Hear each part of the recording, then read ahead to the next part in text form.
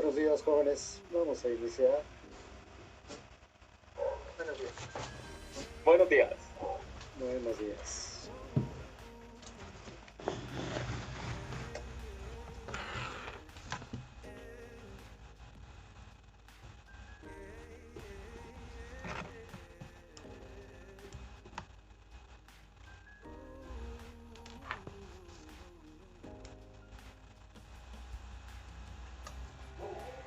Bueno,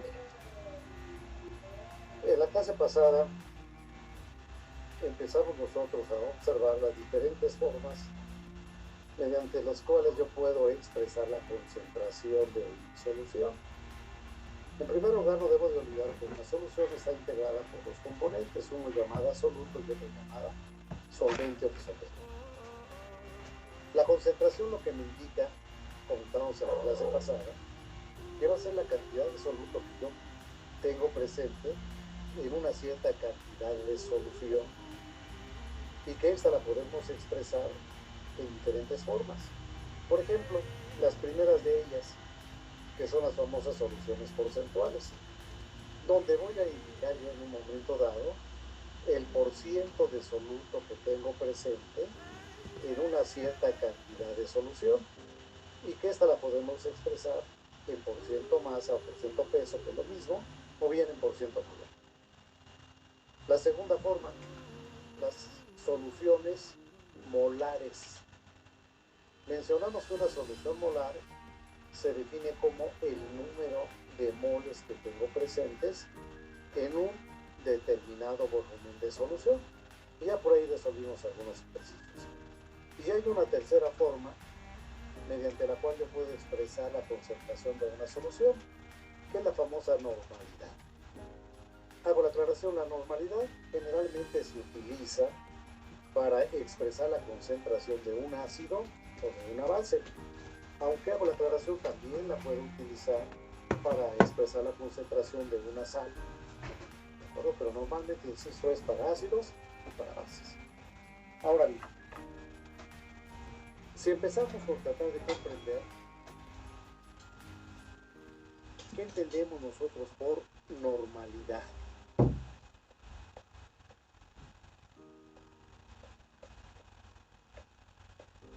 A la normalidad la voy a expresar con la letra N mayúscula y se define de la siguiente manera: como el número de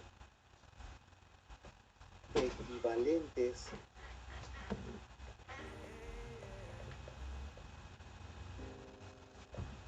gramo que voy a tener presentes en un determinado volumen de solución. Y hago la aclaración que debo de tenerlo expresado en litros. Eso es lo que entiendo por normalidad. Número de equivalentes gramo de soluto presentes en un determinado volumen de solución. Ahora bien, aquí mi problema es el siguiente: ¿cómo determino el número de equivalentes gramo?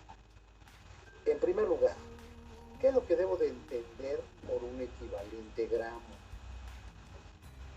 Miren, un equivalente gramo, mencionamos hace un momento que esta forma de expresar la concentración normalmente lo utilizamos para un ácido o para una base. Entonces, por ejemplo, si yo tengo un ácido para un ácido,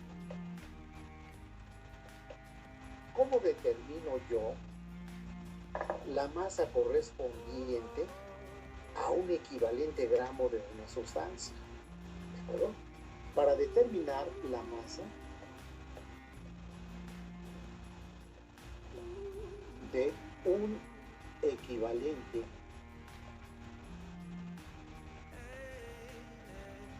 gramo, la aclaración, para un ácido, basta con que nosotros dividamos el peso molecular del ácido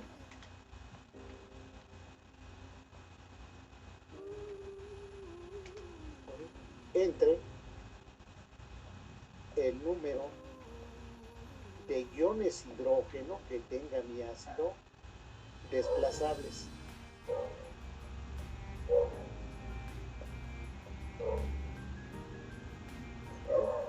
Por ejemplo, para que eso quede un poquito más claro, si nosotros observamos la estructura de cualquier ácido, vamos a ver que una de las características de los ácidos es que todos en su estructura van a contener hidrógeno.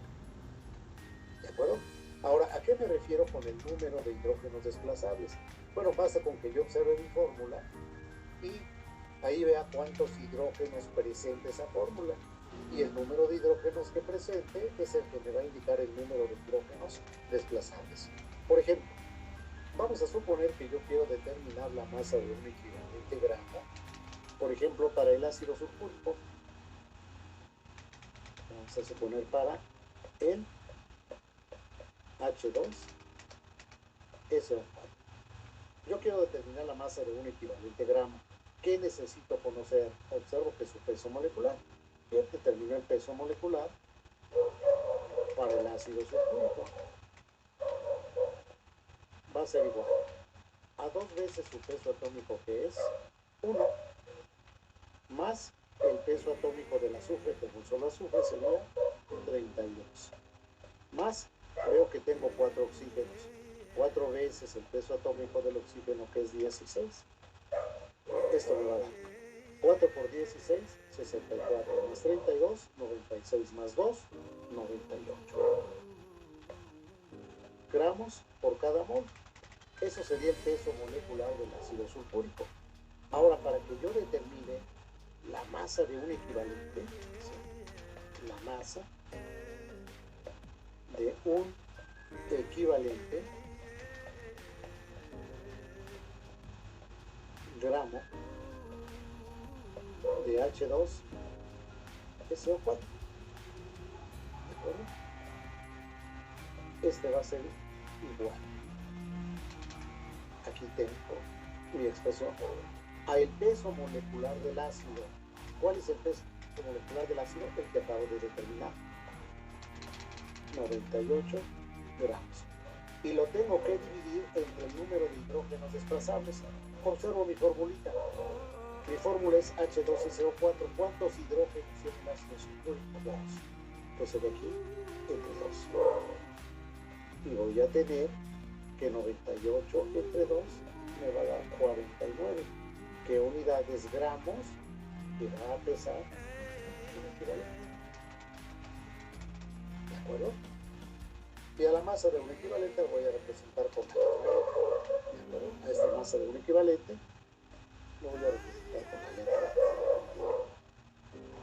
con la letra I. Bien, otro ejemplo. Vamos a suponer, por ejemplo, para se me ocurre el ácido clorhídrico, el HCl. Quiero determinar la masa de un equivalente gramo de ácido clorhídrico. Determino su peso molecular. Peso molecular del HCl va a ser igual peso atómico del hidrógeno 1 más el peso atómico del cloro, que es 35.454. Esto me va a dar 36.454 gramos, que es lo que va a pesar cada uno. Si ahora yo quiero saber la masa de un equivalente, la masa de un equivalente gramo de ácido clorhídrico, ¿qué es lo único que hago?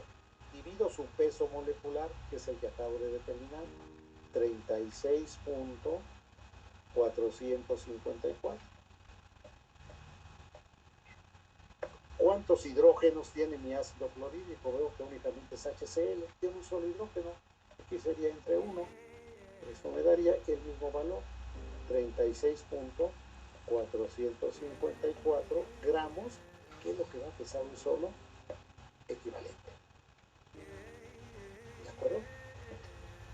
Entonces, ¿sí quedó claro cómo determinamos el número de equivalentes gramos para un ácido? Bien, ahora, para una base.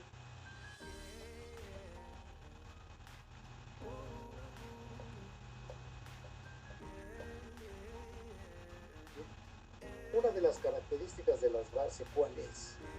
Que en su estructura van a tener todos ellos el radical OH. ¿De acuerdo? Por ejemplo, vamos a suponer que lo queremos hacer para el hidróxido de bario, por ejemplo, para el DA OH2. Empiezo por determinar su peso molecular. Peso molecular va a ser igual a cuánto. Peso atómico del bario, por favorcito consulten su tabla periódica y díganme cuál es el peso atómico del bario. 137.32.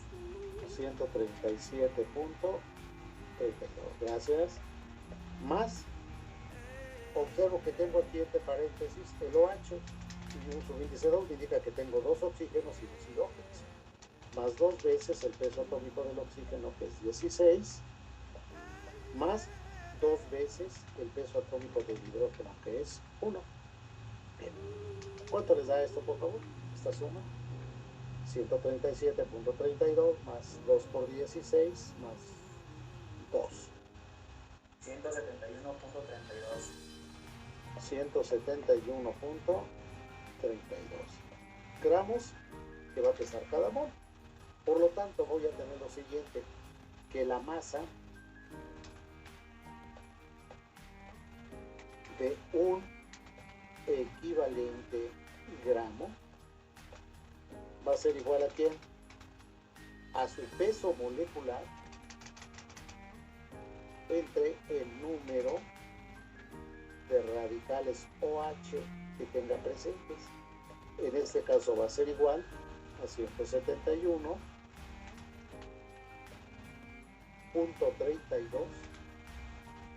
gramos entre ¿cuántos radicales OH tengo? Aquí tengo su formulita, veo que tengo 2 radicales OH entre 2. ¿Y cuánto les da esto, por favor?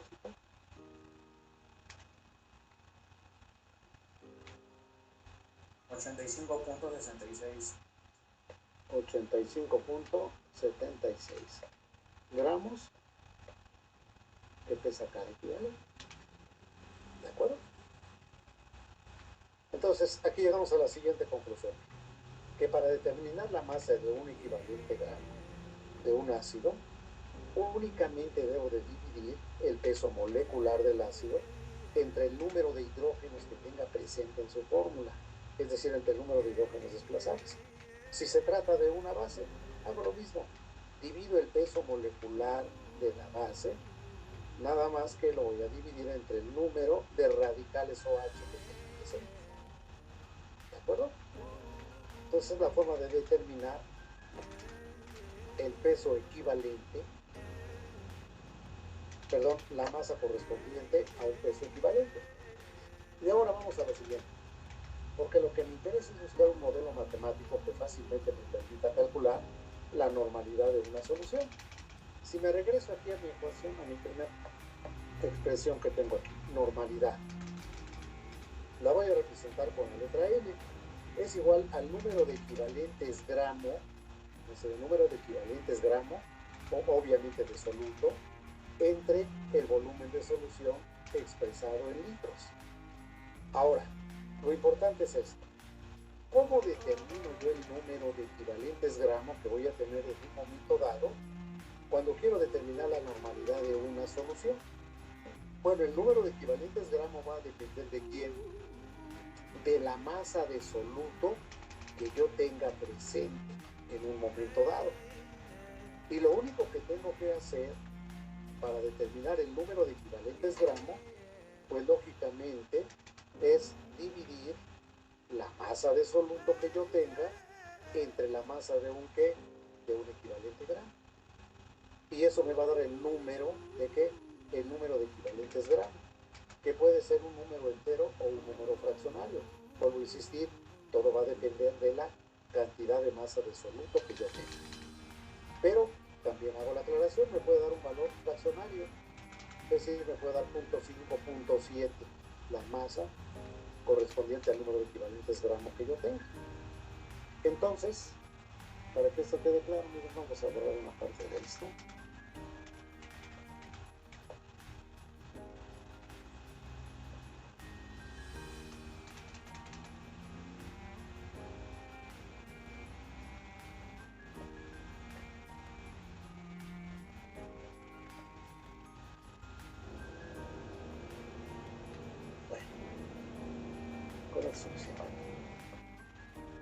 Entonces, miren, hace un momento mencionamos lo siguiente, que el número de equivalentes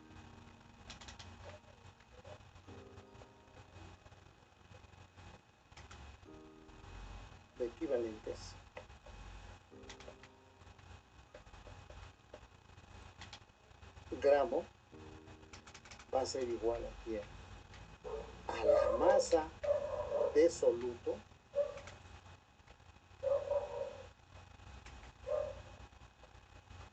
que tenga presente entre la masa de un equivalente gramo. ¿De acuerdo? Y si represento a la masa de soluto, esto ya lo hemos venido manejando con la letra M minúscula. Y la masa de un equivalente gramo, hace un momento lo mencionamos, lo voy a representar con la letra M. M va a representar la masa de un solo equivalente. Esta sería mi ecuación número 2. Y esta que tengo aquí sería la. ¿De acuerdo? Lo único que voy a hacer es lo siguiente. Voy a sustituir 2 en 1. ¿De acuerdo? Le vamos a borrar otra parte de aquí para que no quede tan amontonado esto.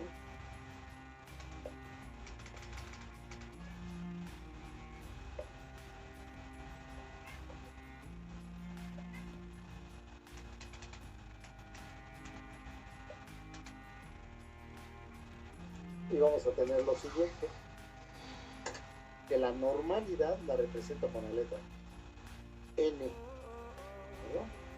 Yo voy a tener que mi normalidad va a ser igual al número de equivalentes gramo de soluto.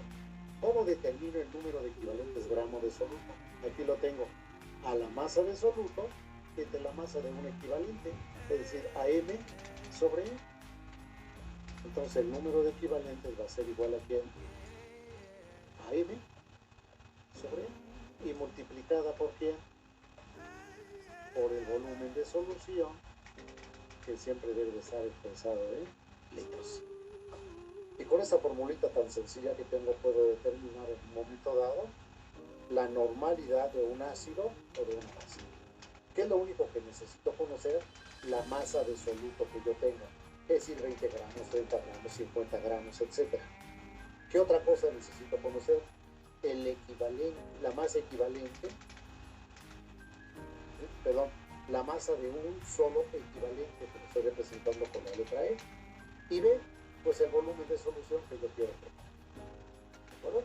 Pues para que no se nos olvide, vamos a anotar por aquí que M siempre me va a indicar la normalidad.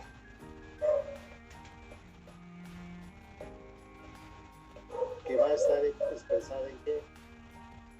En equivalentes, aquí lo estoy observando, por litro de solución. M minúscula me va a indicar la masa de soluto, que la voy a tener expresada en qué? En gramos. ¿De acuerdo?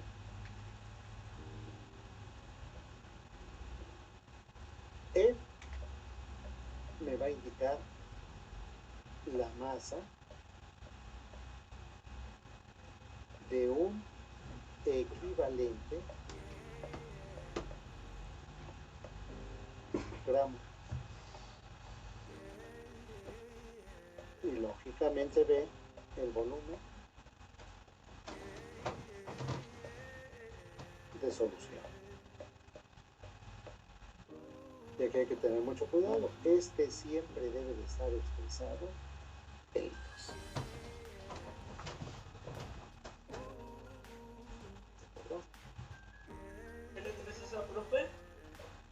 escucho. ¿Qué letra puso ahí en el paréntesis? LT, litros. Ah, LT. Vamos a Ok. LT, sí. Vamos a colocarlo correctamente.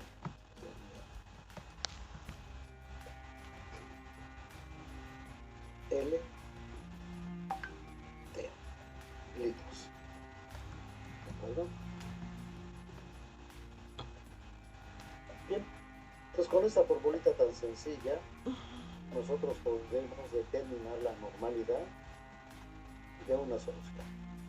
Bueno, entonces quedó claro cómo determinamos la masa de un equivalente,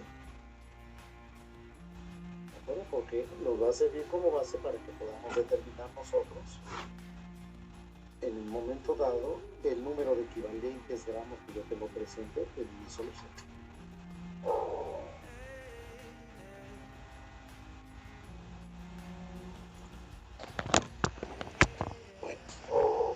Entonces vamos a ver si esto ya Sí, quedó. profe, quedó claro.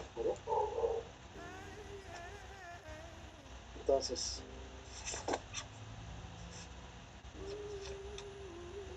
anotamos ejercicios.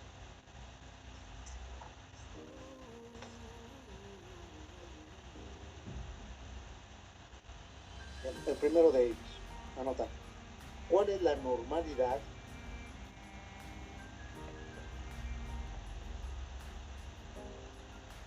de una solución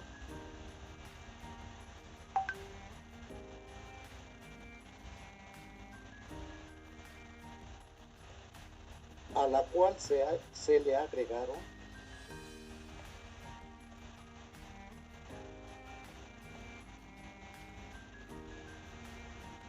60 gramos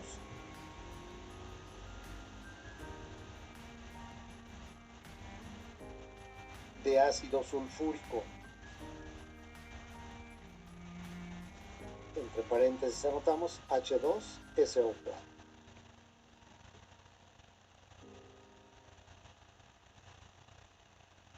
Y suficiente agua. Profe, ¿cómo dijo H2 qué? SO4, lo voy a poner por acá arriba más grande. H2SO4. Sería la formulita del ácido sulfúrico. Bien, mencionábamos para suficiente agua para tener 700 centímetros cúbicos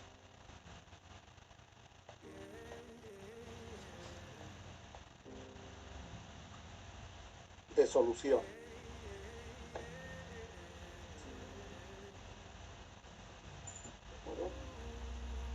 Bueno, pues en este caso, para que yo pueda determinar la normalidad, pues es que tengo que aplicar esa formulita. Normalidad va a ser igual a la masa de soluto entre la masa de un equivalente gramo, en este caso de ácido sulfúrico, por el volumen de solución. Entonces observamos, conozco la masa de soluto, veo que sí tengo 60 gramos. La masa de un equivalente gramo, ese no, ese lo tengo que determinar. El volumen de solución, sí, 700 centímetros cúbicos. Pero recuerden que el volumen, de acuerdo a lo que acabamos de mencionar, siempre debe de estar expresado en litros, pero pues lo pasamos a litros. Aquí aplicamos nuestro factor de conversión, que ya utilizamos en la clase pasada. 1 litro es igual a 1000 centímetros cúbicos. Centímetro cúbico con centímetro cúbico, y esto me va a dar tanto como 0.7 litros. Bien, entonces ya tengo el volumen, tengo la masa, únicamente me falta determinar la masa de un equivalente. Por lo tanto, empiezo por determinar el peso molecular del ácido sulfúrico, que va a ser igual. Peso atómico del hidrógeno, 1, pero observo que tengo 2 hidrógenos, 2 por 1, más el peso atómico del azufre, que es 32, más 4 veces el peso atómico del oxígeno, que es 16. ¿De acuerdo? Entonces aquí tendríamos más 4 por 16. Esto me daría 64, más 32, 96, más 2, 98. gramos por cada mol. ¿De acuerdo? Bien, para determinar la masa de un equivalente, es decir, voy a determinar la masa de un equivalente de ácido sulfúrico. ¿A qué va a ser igual? De acuerdo a lo que mencionamos hace un momento, a su peso molecular. ¿Entre quién? Entre el número de iones hidrógeno desplazables. Esto sería igual a 98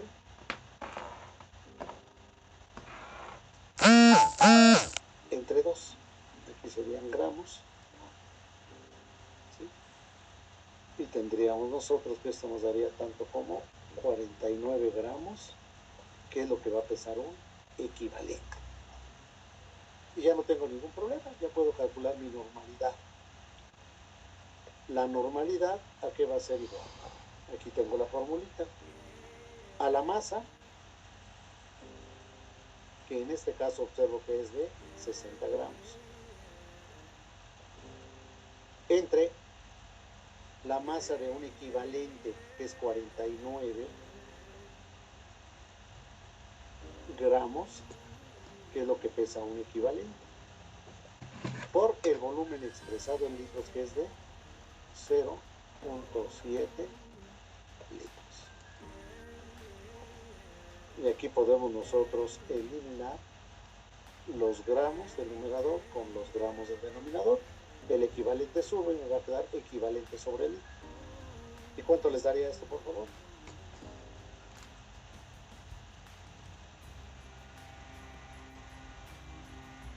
¿Cuánto les da? 1 punto ¿qué? 74. 1.74. Sí, 74. Igual, profe. Muy bien. 1.74. Y sería que equivalentes por cada litro de solución que yo tenga. O simple y sencillamente puedo decir que tengo una solución 1.74 y le pongo N 1.74 normal. Y ahí ya están implícitas las unidades que son equivalentes por cada litro.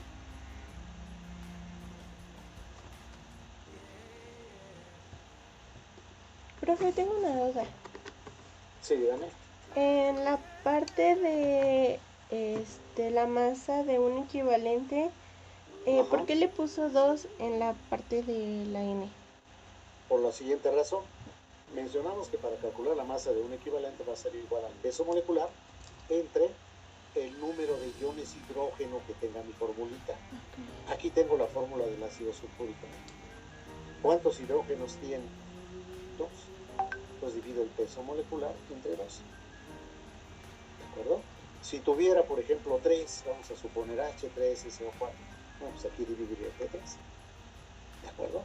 Entonces siempre es entre el número de hidrógenos que tenga mi ácido. Y si es una base, pues es el peso molecular de la base entre el número de radicales OH que tenga mi fórmula. ¿De acuerdo? Sí, profe, gracias. ¿Sí quedó claro? ¿Vale?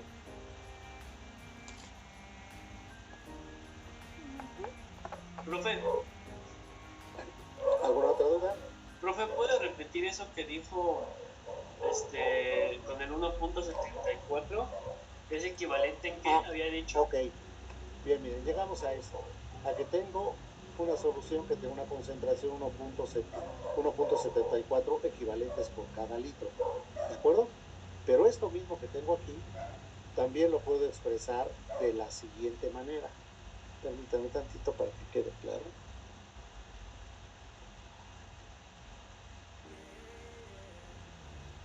Sí. O sea, miren, llegué aquí a la conclusión de que tengo una solución que tiene una normalidad igual a 1.74 equivalentes por cada litro. ¿De acuerdo? Y eso también lo puedo expresar de la siguiente manera, que tengo una solución 1.74 N. ¿Qué significa esto? Normal. Y al hablar de término de normal, Acuérdense que ya está implícito sus unidades, y aquí inclusive todavía las tenemos, que son equivalentes. ¿Por cada qué? Por cada litro. ¿De acuerdo? Pues la puedes expresar de cualquiera de las dos formas. Pero en algunas ocasiones, ¿sí? Sí, ya le entendía lo que dijo. Ok. Gracias. O en algunas ocasiones, en algunos ejercicios me dicen para preparar una solución 1.3n. Bueno, ¿cómo interpreto eso? Que tengo 1.3 equivalentes por cada litro. ¿De acuerdo?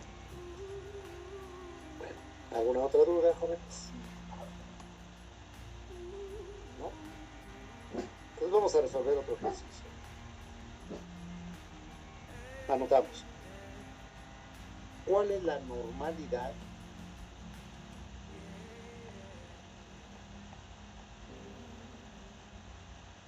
de una solución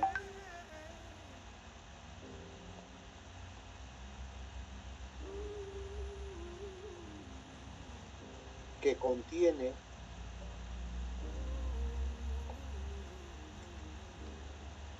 $40 gramos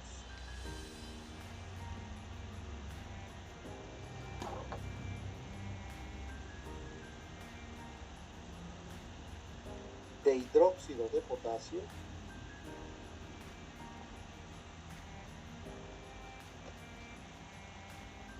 entre paréntesis anotamos KOH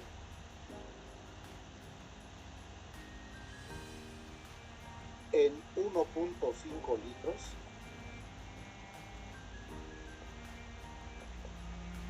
de solución.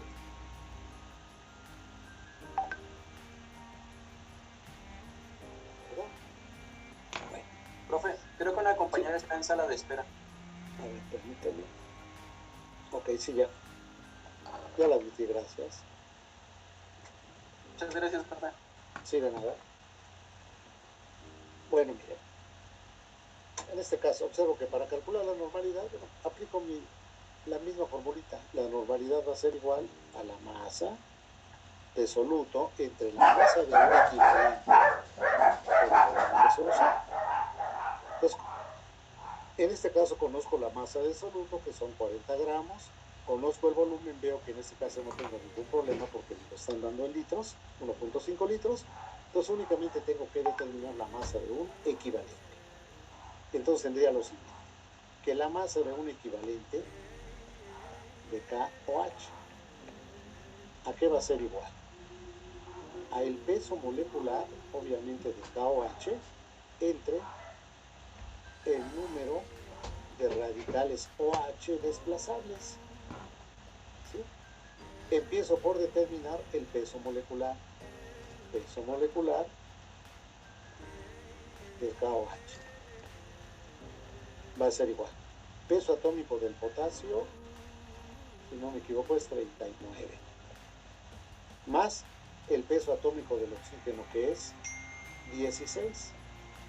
Más el peso atómico del hidrógeno, que es 1. Esto me daría 39 más 1, 40 más 16, 56 gramos por cada mol. Bien, con esto, es decir, con este peso molecular, ya puedo determinar la masa de un equivalente. ¿A qué es igual la masa de un equivalente? A el peso molecular, que en este caso fue de cuánto? De 56 gramos. Entre el número de radicales OH desplazables, observo mi formulita, aquí la tengo, es KOH, tengo un solo KOH, perdón, un solo OH, entonces sería entre 1, y me va a dar el mismo valor, 56 gramos, que es lo que pesa un equivalente, y ya tengo la masa de un equivalente gramo. Por lo tanto, ya puedo calcular mi normalidad. Mi normalidad, ¿a qué va a ser igual? A la masa, de la masa de un equivalente por el volumen de solución. Y sustituimos. Y vamos a tener la masa, que en este caso es de 40 gramos. Entre la masa de un equivalente gramo, que es de 56 gramos, que pesa un equivalente, por el volumen de solución, que es de 1.5 litros. Y aquí observe, podemos eliminar gramos con gramos. El equivalente va a subir y me queda equivalente sobre litro. ¿De acuerdo? Si hacemos operaciones, esto me da aproximadamente 0.476. ¿Y qué unidades equivalentes por cada litro? Y esta resulta. O simple y sencillamente puedo decir que tengo una solución 0.476 N, es decir, normal.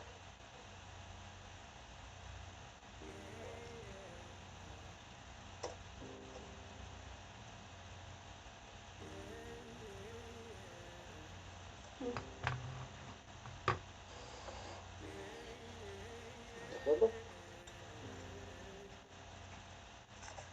Sí, profe.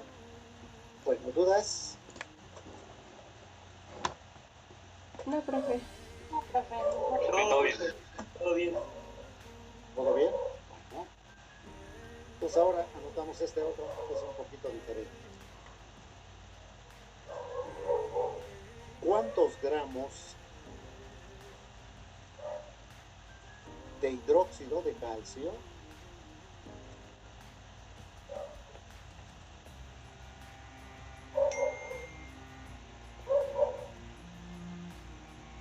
se requiere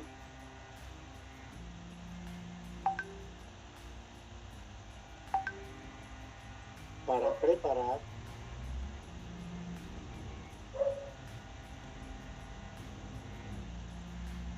100 mililitros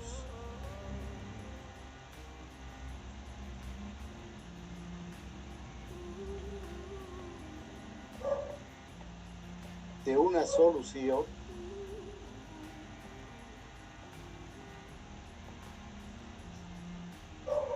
.5 normal?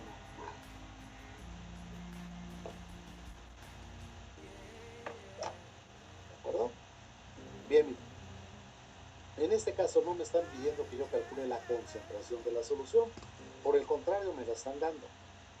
Me están pidiendo lo siguiente: que yo prepare 100 mililitros de una solución de hidróxido de calcio que tenga una concentración de 1.5 normal. Bien, para esto, pues yo necesito calcular la cantidad de soluto que yo necesito agregar para preparar esta solución. Bien, pues lo único que tengo que hacer es aplicar la misma formulita. Es decir, la normalidad va a ser igual aquí a la masa de soluto entre la masa de un equivalente por el volumen de solución. En este caso, ¿qué es lo que voy a calcular? La masa de soluto. Bueno, la despejo de aquí. Por lo tanto, voy a tener que la masa de soluto va a ser igual. Aquí la masa de equivalente y el volumen están dividiendo, va a ser multiplicando. Va a ser igual a la normalidad por la masa de un equivalente por el volumen de solución. De aquí observo que conozco la concentración, es 1.5 normal. Y conozco el volumen que voy a preparar, que es de 100 mililitros. Pero no debo de olvidar que este volumen siempre debe de estar expresado en litros. Por lo tanto, aquí aplico mi factor de conversión. Y sé que un litro es igual a 1000 mililitros. Aquí mililitro por mililitro. Y esto me va a dar tanto como 0.1 litro. Bien. Pues ya tengo mi volumen, tengo la concentración, únicamente me falta determinar la masa de un equivalente. Para esto empezamos por determinar el peso molecular, en este caso del hidróxido de calcio, del Ca o H2, que será igual peso atómico del calcio, que es 40, más, observo que aquí entre paréntesis tengo el radical OH, es decir, que tengo dos radicales OH, tengo dos oxígenos y dos hidrógenos, más 2 veces el peso atómico del oxígeno, que es 16, más 2 veces el peso atómico del hidrógeno, que es 1. Esto me va a dar 2 por 16, 32, más 2, 34, más 40, 74 gramos sobre mol. Con este peso molecular ya puedo determinar la masa de un equivalente. La masa de un equivalente de CaOH2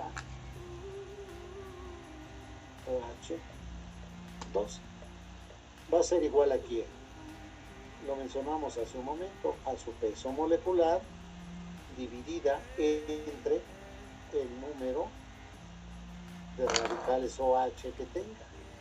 En este caso observo mi formulita, veo que es Ca, aquí lo tengo, OH2, tengo 2 radicales OH, por lo tanto va a ser igual a su peso molecular, que en este caso es de 74 gramos, entre el número de radicales OH que tengo, que son 2.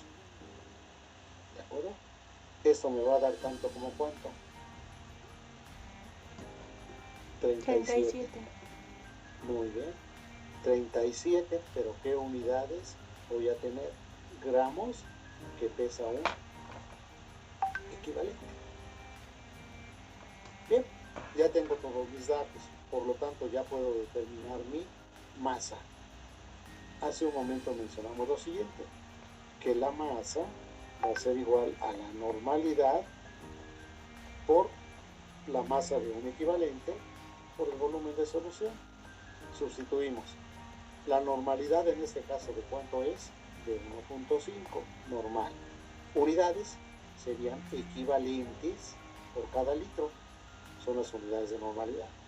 Todo eso multiplicado por la masa de un equivalente, que es de 37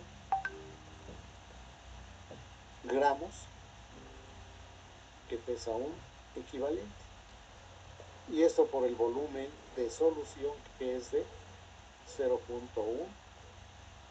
litro. ¿De y aquí podemos eliminar, observen, equivalente con equivalente, litro con litro, y únicamente me van a quedar gramos, que es lo que me interesa. ¿Cuánto nos daría eso? 55.5. 55 o 5 puntos. Chequenlo, por favor. 5.55. Ok, 5.55 gramos. Y lógicamente serían de CaOH2. Oye, ¿por qué?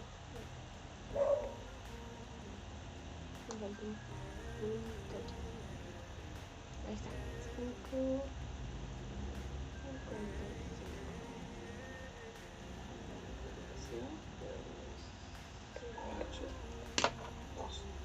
O simplemente digo que tengo una solución. No, perdón, no es cierto, disculpen, aquí no es aplicable esto. Por la siguiente razón, porque no estoy determinando una concentración, sino la cantidad de masa. ¿De acuerdo? Entonces, esa sería la cantidad de masa que yo necesito. Ahora, vamos imaginando lo siguiente, que estamos en el laboratorio y que yo quiero preparar esta solución, es decir, que me piden ahí en la práctica que yo prepare 100 mililitros de una solución de hidróxido de calcio que tenga una concentración de 1.5 normal. Entonces, ¿qué es lo que tenemos que hacer? Este cálculo para determinar la masa de soluto que yo voy a agregar. Bueno, yo llegué a la conclusión de que debo de agregar 5.5 gramos. Ahora, ¿cómo la preparo? Bueno, en la clase pasada mencionamos que hay por ahí unos matraces, que son los famosos matraces volumétricos, que son de capacidades exactas. Mencionamos que hay desde 10 mililitros, los hay de 25, de 50, de 100 mililitros, de 250, de 500 mililitros, de 750, de 1 litro, etc. En este caso, lo que yo voy a preparar van a ser 100 mililitros, es decir, 0.1. Entonces tomo un matracito de 100 mililitros, ¿de acuerdo? En él agrego los 5.55 gramos de hidróxido de calcio. A continuación agrego agua aproximadamente hasta la mitad del matraz, le coloco su tapón esmerilado y agito. Una vez que se ha disuelto totalmente el hidróxido de calcio, agrego agua hasta la marca de aforo que viene en el cuello del matraz. Ahí viene una línea marcada que me indica que exactamente en esa línea tengo los 100 mililitros. ¿De acuerdo? Bien, una vez que he agregado agua hasta la marca de aforo, vuelvo a tapar y agito. Y ya voy a tener preparado ahí 100 mililitros de una solución de hidróxido de calcio que tiene una concentración de 1.5 mol. ¿De acuerdo? Bueno, ¿dudas, jóvenes? ¿No hay dudas? No, profe. Al momento todo bien. Entonces, van a resolver este ejercicio. Anotan por favorcito. ¿Cuántos gramos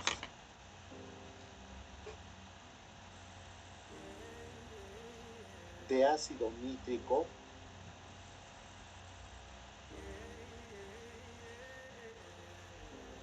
entre paréntesis anotan HNO3? Aquí lo tenemos, HNO3. ¿Cuántos gramos de ácido nítrico se necesitan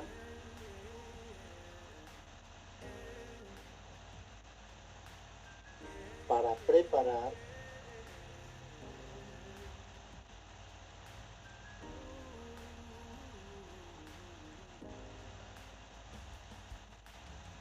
$500 mililitros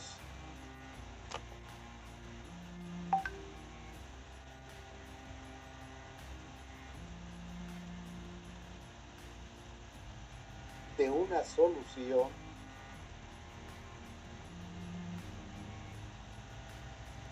de ácido nítrico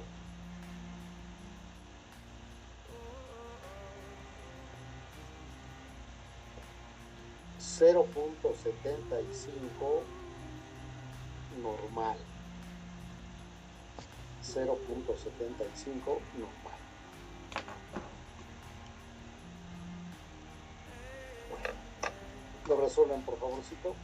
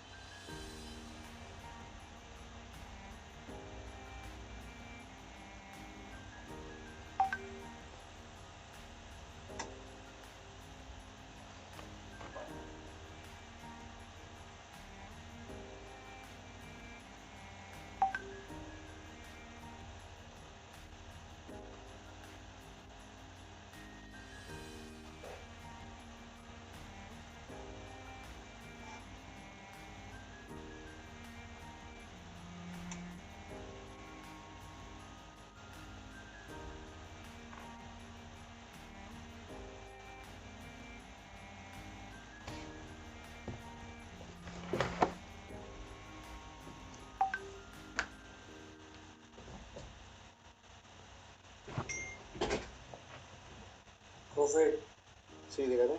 una pregunta. Sí, La respuesta es 23.62. muy bien. 23 punto ¿qué? 62. 62, está bien, correcto. Gracias. 23.62.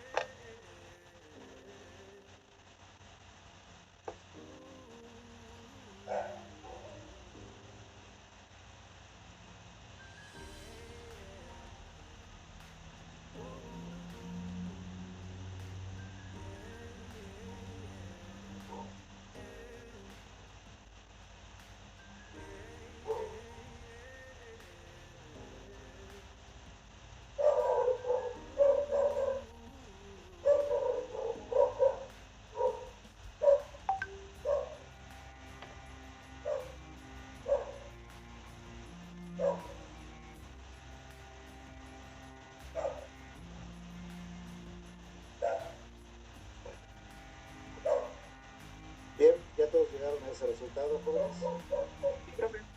Sí. Muy bien.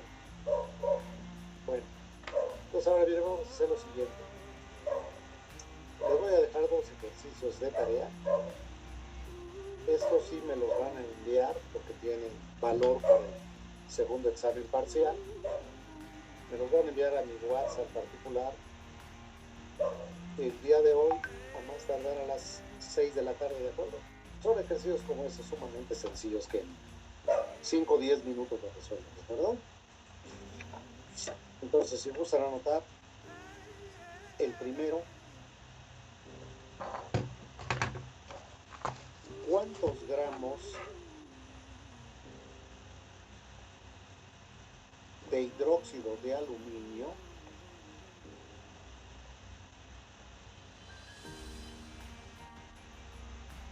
entre paréntesis anotan AlOH subíndice 3?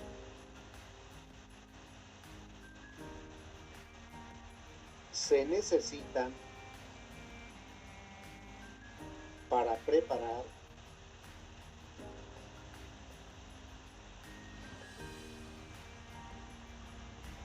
2000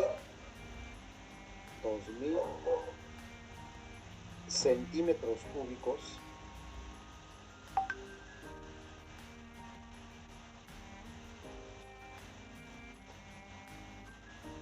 de una solución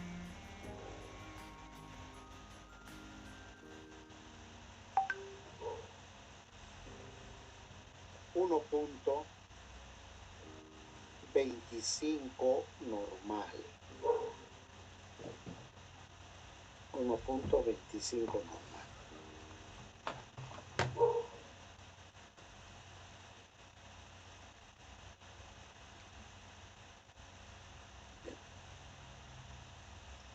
El segundo, calcular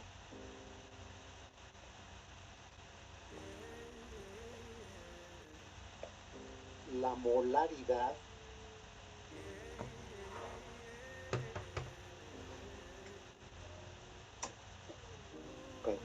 molaridad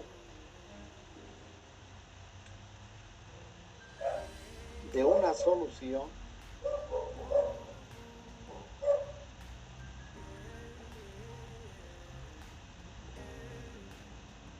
que contiene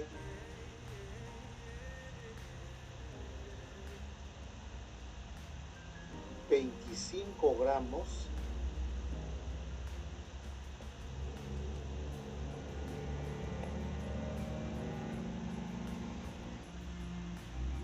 de nitrato de magnesio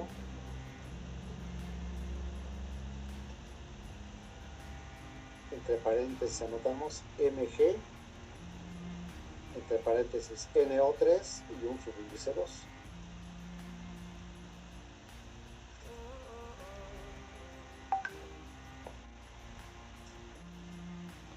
En 750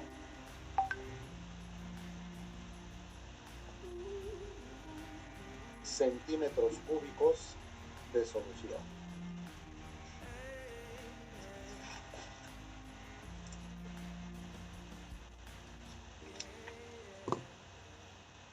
¿De acuerdo?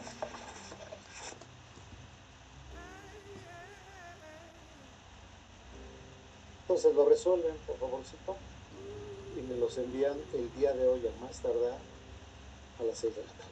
Profe, Sí, yo tengo una duda. ¿Un metro es igual a 1000 centímetros cúbicos?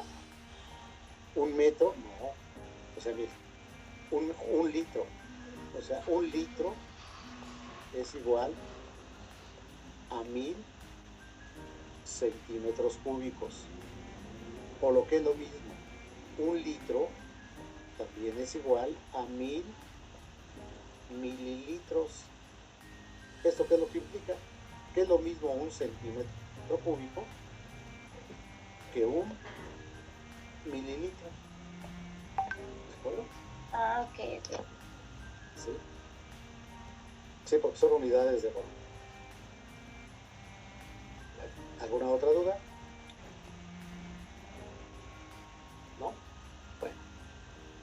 únicamente, mire, para avanzar un poquito a lo que vamos a empezar a ver la siguiente clase, que son las famosas reacciones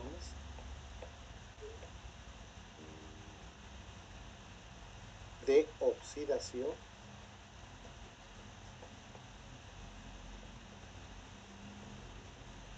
reducción,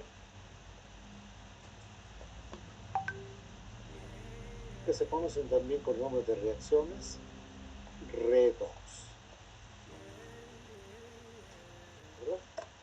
Bueno, bien. Esto va relacionado con lo siguiente. Cuando iniciamos esta unidad, recordarán ustedes que por ahí empezamos a hacer cálculos estequiométricos. Por ejemplo, para que nosotros podamos calcular la cantidad de producto que vamos a obtener a partir de una cierta cantidad de reactivos. Mencionamos que para hacer estos cálculos, pues lo primero es que necesitamos nosotros conocer la reacción. Y en segundo lugar, que esa reacción esté balanceada. Si ustedes recuerdan, trabajamos reacciones muy sencillas, donde podemos nosotros balancearlas fácilmente por el método de tanteo. Pero hago la aclaración. Hay reacciones que son un poquito complicadas, donde muy difícilmente yo las podría balancear por el método de tanteo. Bueno, cuando tengamos este tipo de reacciones que son un poquito complicadas, vamos a utilizar el método de oxidación-reducción. ¿De acuerdo? Pero también quiero aclarar lo siguiente, porque muchas veces por ahí nos quedamos con esta idea, que el concepto de oxidación-reducción únicamente me sirve para balancear ecuaciones químicas. Hago la aclaración, no. Cuando lleguemos nosotros, por ejemplo, a electroquímica, van a observar que es necesario que yo tenga perfectamente bien claro el concepto de oxidación-reducción, porque ahí lo vamos a aplicar en las famosas celdas electrolíticas. ¿De acuerdo?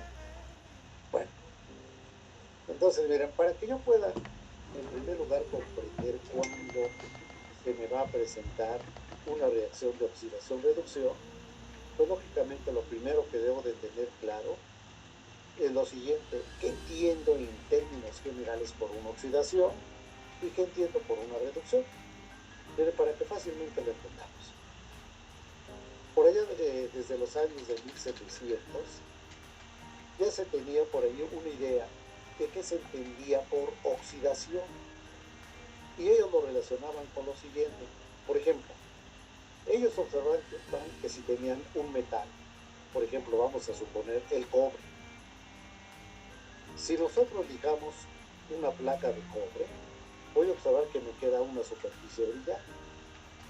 Pero si esa plaquita de cobre yo la dejo expuesta a la intemperie, voy a observar que para el día de mañana ya nuevamente se encuentra un poquito opaca. Y si la dejo unos 3 o 4 días, voy a observar que se empieza inclusive a ennegrecer. ¿Qué es lo que estaba ocurriendo? Bueno, pues se había observado desde esa época que lo que sucede es esto, que sobre la superficie del metal, pues voy a tener yo átomos de este metal, en este caso de cobre. Como se encuentra expuesto a la intemperie, pues sabemos que en la intemperie tenemos el aire, y el aire está integrado fundamentalmente por una mezcla de oxígeno y nitrógeno, y que además tenemos ahí una gran cantidad de otros gases, como son compuestos de nitrógeno, compuestos de azufre, etc. Pero en este momento lo que me interesa es el oxígeno que contiene el aire. ¿Qué es lo que ocurre? Que el oxígeno que contiene el aire empieza a interaccionar con los átomos de cobre que tengo en la superficie y me empiezan a formar una nueva sustancia que es el óxido de cobre. Entonces, como estaba reaccionando el oxígeno con los átomos de cobre, se llegó a la conclusión que se estaba haciendo un proceso de oxidación. ¿De acuerdo? Y ese proceso de oxidación, ¿cómo lo podemos interpretar? Bueno, pues en la actualidad lo puedo hacer a través de una ecuación química. En este caso tengo mi plaquita de cobre. Entonces voy a tener mis átomos de cobre. ¿De acuerdo? Los voy a tener en presencia de ¿quién? De oxígeno. Observo que el oxígeno está reaccionando con los átomos de cobre para formar una nueva sustancia, que en este caso va a ser el óxido químico. acuerdo? Bien, si ahora yo me pongo a observar el cobre, como se encuentra en estado elemental, por ahí observo que tienen una propiedad que es el famoso número atómico.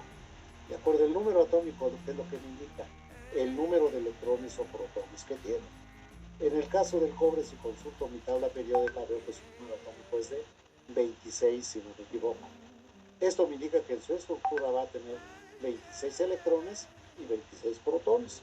Por lo tanto, es eléctricamente ¿qué? Neutro.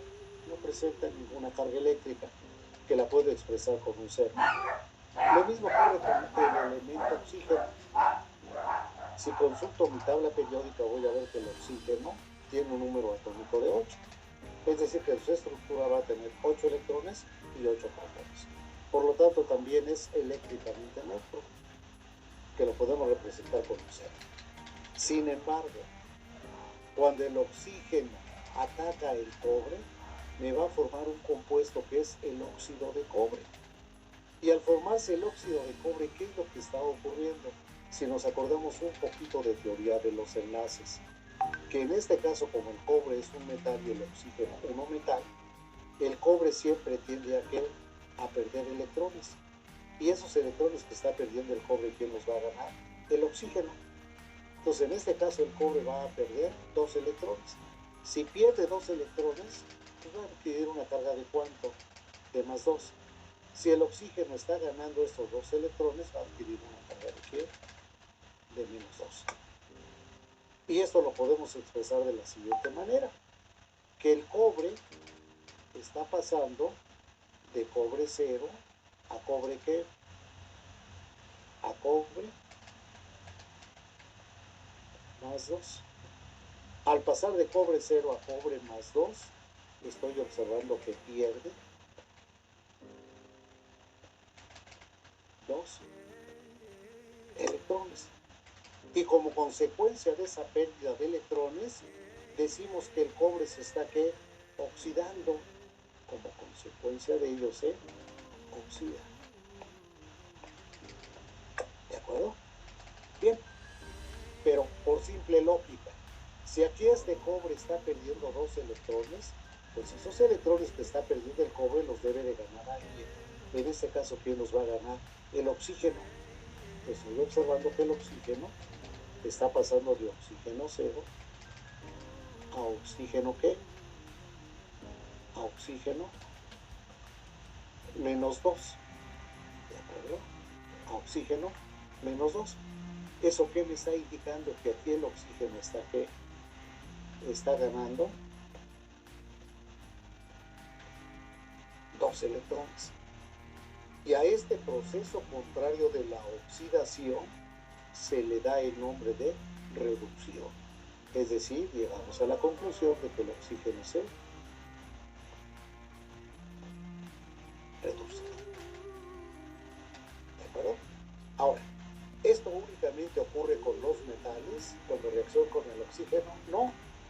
También desde esa época se había observado lo siguiente, que por ejemplo el proceso de combustión, para que yo pueda quemar cualquier combustible o cualquier cosa, necesito también tener presente oxígeno.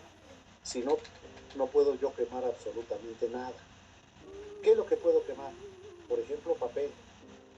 Puedo quemar un trozo de madera.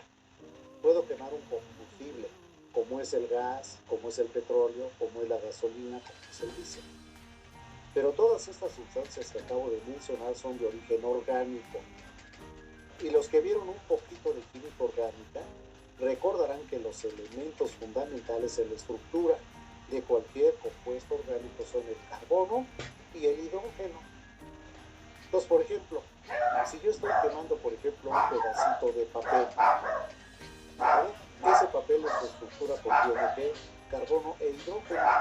Cuando yo provoco su combustión, la parte del papel que se va a quemar va a ser ¿quién? El carbono. Pero para que ese carbono se pueda quemar, yo necesito tener presente ¿qué? Oxígeno. Si no tengo yo presente oxígeno, no se me va a quemar ese pedacito de papel. Y veo que cuando quemo un pedacito de papel se forma un gas que le llamamos humo. Ese gas que se me está formando es ¿quién? El CO2, el dióxido de carbono. Ahora, para que esto me quede claro, que si yo no tengo oxígeno presente, yo no puedo quemar absolutamente nada. Miren, si en este momento, por ejemplo, yo tengo un vasito de precipitados y prendo un cerillo y con mucho cuidado introduzco el cerillo dentro de ese vaso de precipitados y hago lo siguiente, tapo el vaso de precipitados, por ejemplo, con un pedacito de carbón. ¿Qué es lo que está ocurriendo? Que al tapar el vaso estoy dejando encerrado una cierta cantidad de aire. En esa cierta cantidad de aire yo tengo presente una cierta cantidad de oxígeno. Entonces voy a observar lo siguiente, que a pesar de que yo tapé ese recipiente, mi cerillo se sigue quemando. Pero voy a observar que va a llegar un momento en el cual mi cerillo empieza a disminuir la flama. ¿Por qué razón? Porque empieza a consumir el oxígeno que me quedó encerrado. Si yo dejo tapado el vasito, voy a observar que mi cerillo se apaga. Pero si ahora yo hago lo siguiente, ya cuando el cerillo prácticamente se está apagando, yo quito la tapa del vaso. ¿Qué es lo que estoy haciendo? Que voy a permitir que entre una cierta cantidad de aire, es decir, una cierta cantidad de oxígeno. En ese momento voy a observar que nuevamente la flama del cerillo se vuelve a avivar. Conclusión, para que yo pueda quemar cualquier cosa necesito tener presente oxígeno. Si no, no puedo quemar absolutamente nada. ¿De acuerdo? Entonces ahora vamos a ver aquí qué es lo que está ocurriendo. El carbono lo tengo en estado elemental, por lo tanto, voy a observar que no presenta carga eléctrica, lo mismo que el oxígeno. Sin embargo, cuando aquí el carbono se une al oxígeno para formar el CO2, veo que aquí el carbono va a estar perdiendo 4 electrones. Por lo tanto, va a adquirir una carga de más 4. El oxígeno, cada átomo de oxígeno va a perder 2 electrones, pero como tengo 2 oxígenos, voy a tener 2 por 2, en total va a estar perdiendo 4 electrones. ¿De acuerdo? Perdón, va a estar ganando 4 electrones, por lo tanto adquiere una carga de menos 4. ¿De acuerdo? Y aquí veo que tengo balanceado mis cargas, más 4 menos 4 me va a dar mi 0 que tengo. ¿De acuerdo? Entonces llego exactamente a la misma conclusión del cobre con el oxígeno. Estoy observando que el carbono, al pasar de carbono 0 a carbono más 4, pierde 4 electrones. Por lo tanto, si está perdiendo 4 electrones, lleva a cabo un proceso de oxidación. Se oxida. ¿Y qué pasa con el oxígeno? El oxígeno, a pasar de oxígeno 0 a oxígeno menos 2 o a oxígeno menos 4, al ser a oxígeno menos 2, se reduce. ¿Por qué se reduce? Disculpe. Porque está ganando aquí. ¿De acuerdo? Porque está ganando aquí 2 electrones. Como consecuencia de ello se reduce. ¿De acuerdo? Entonces podemos llegar hasta aquí a la siguiente conclusión. Fíjense bien, que siempre que un elemento reacciona con el oxígeno, va a perder electrones. Como consecuencia de ello se va a oxidar. ¿Y qué pasa con el oxígeno? Como está ganando electrones, se va a reducir. Bien, pero eso únicamente ocurre cuando yo tengo presente oxígeno. No, ocurre aun cuando yo no tenga presente oxígeno. Por ejemplo, vamos a suponer que tenemos nosotros el Fe, el fierro, por ejemplo, en presencia, vamos a suponer, de cloro. Vean que aquí no tengo presente oxígeno. Esto me va a formar el Fe Cl2. Aquí, como el fierro se encuentra en estado elemental, pues observo que no presentan carga eléctrica. Pero aquí el fierro, como es un metal, si nos acordamos de la teoría de los enlaces, a unirse al cloro, que es un no metal, me va a formar un enlazamiento iónico. Por lo tanto, el fierro va a tender a perder 2 electrones. Por lo tanto, adquiere una carga de más 2. Esos 2 electrones que está perdiendo el fierro, ¿quién los va a ganar? El cloro. Cada átomo de cloro va a ganar un electrón, pero como tengo 2 cloros, 2 por 1, va a ganar estos 2 electrones. Por lo tanto, llego a la siguiente conclusión, vamos a ponerlo por aquí abajo, que el fierro, ¿sí?, al pasar de fierro 0 a fierro más 2, está perdiendo 2 electrones, pierde 2 electrones. Por lo tanto, si pierde 2 electrones, también se oxida. Y esos 2 electrones, ¿quién los está ganando? El cloro, a pasar de cloro 0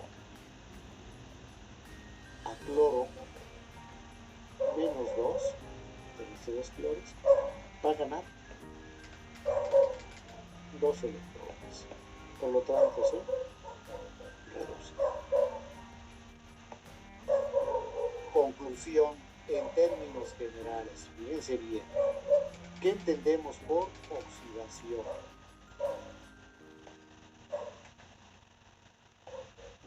La pérdida de electrones que presenta un elemento cuando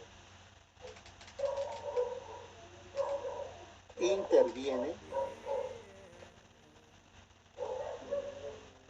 en una reacción. Y lógicamente reducción hace lo contrario.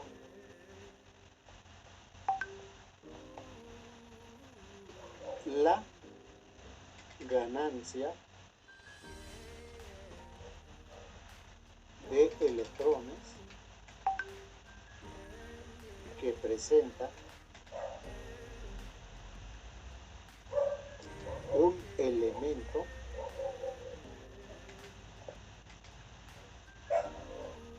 cuando interviene en una